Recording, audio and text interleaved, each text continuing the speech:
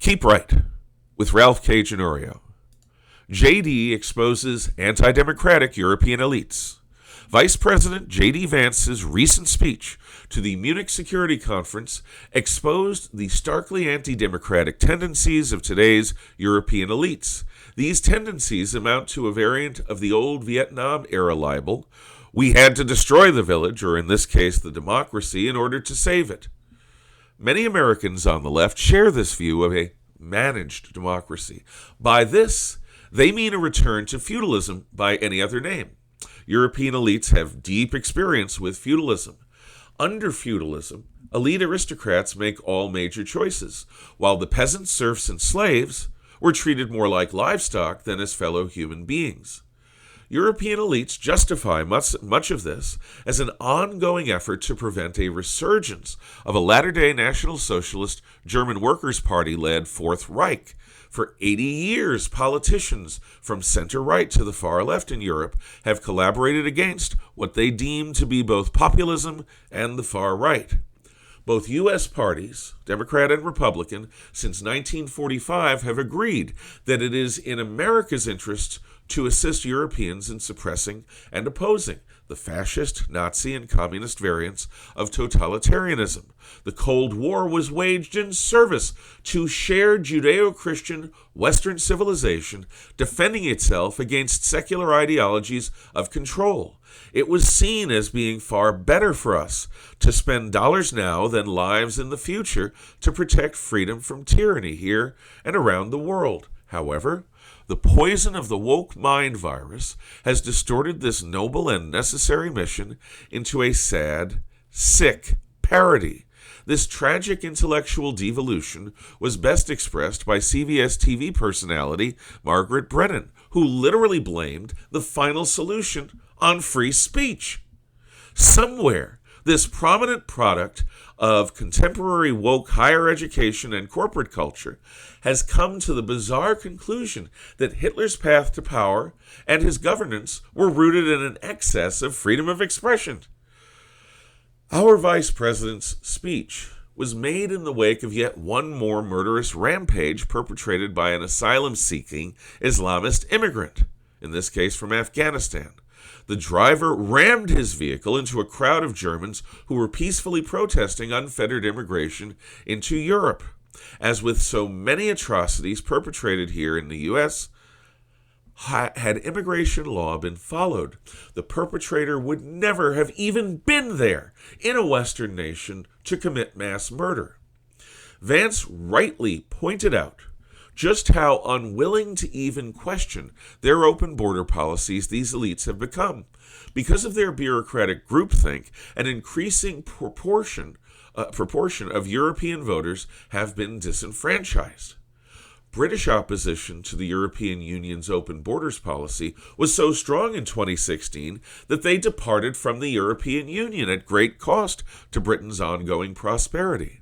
This was one of the very few opportunities that any European population had to cast votes about the highly provocative matter of immigration.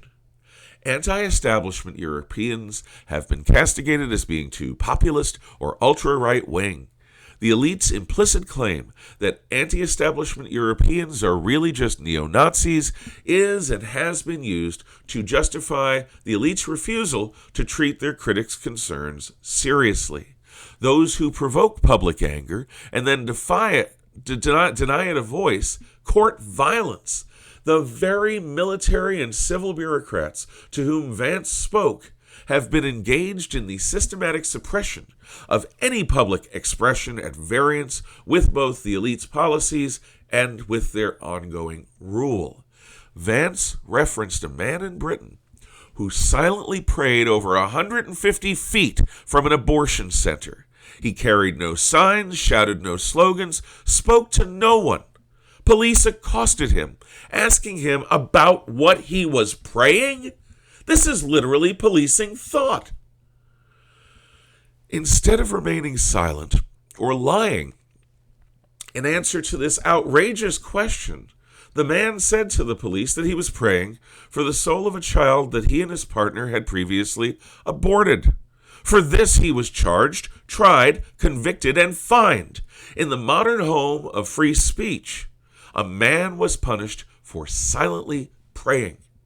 Across Europe, a two-tiered policing and court system indulge or blatantly ignore crimes committed by Muslim immigrants.